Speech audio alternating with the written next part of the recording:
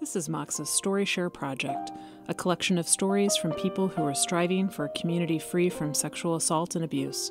The theme for this project is My Moment, Our Momentum. Listen now to this moment.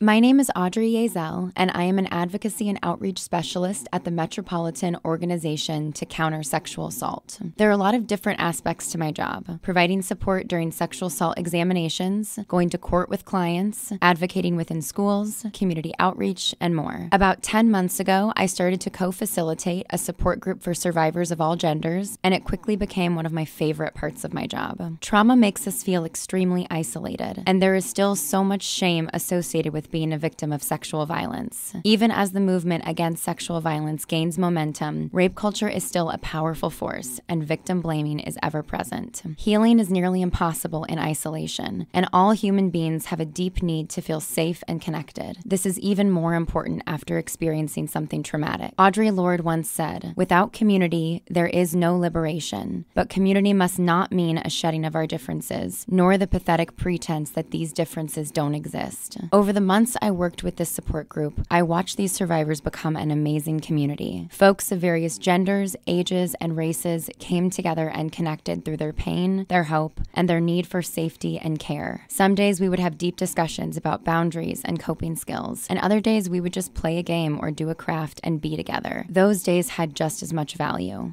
One day in group, we were playing bingo, and a group member said, "Sometimes it's just nice to be able to come to group and laugh and be myself with you all and not feel anxious about being judged." I believe that everyone deserves to feel loved and safe, and I was drawn to this work because I thought there was nothing better I could commit myself to than trying to provide that for people who haven't been cared for the way we all should be. The members of my support group taught me that beautiful things happen when we open ourselves to a community, connecting through our similarities and learning through our differences. One of the survivors in our group lost their housing after their assault and spent the next year or so sleeping on a futon in a friend's living room. One day, they came to group and were so excited to share with us that they were moving into a different apartment where they were finally going to have their own bedroom, but they didn't have any furniture other than the futon. Immediately, one group member said she had an extra bed they could have. Another group member asked if they needed a dresser. They were so grateful but said they couldn't transport or store the items while they waited to move. Another group member quickly offered to pick up the items and store them in their basement until their move. I found myself in tears. That is community care. That is what survivors deserve, and that is what this movement is about. Thank you for listening to MOCSA's StoryShare. With your help, we can change our culture to one where survivors are believed, perpetrators are held accountable, and our community is safer. If you would like to get involved or need support, please go to MOCSA.org. That's MOCSA, MOCSA.org.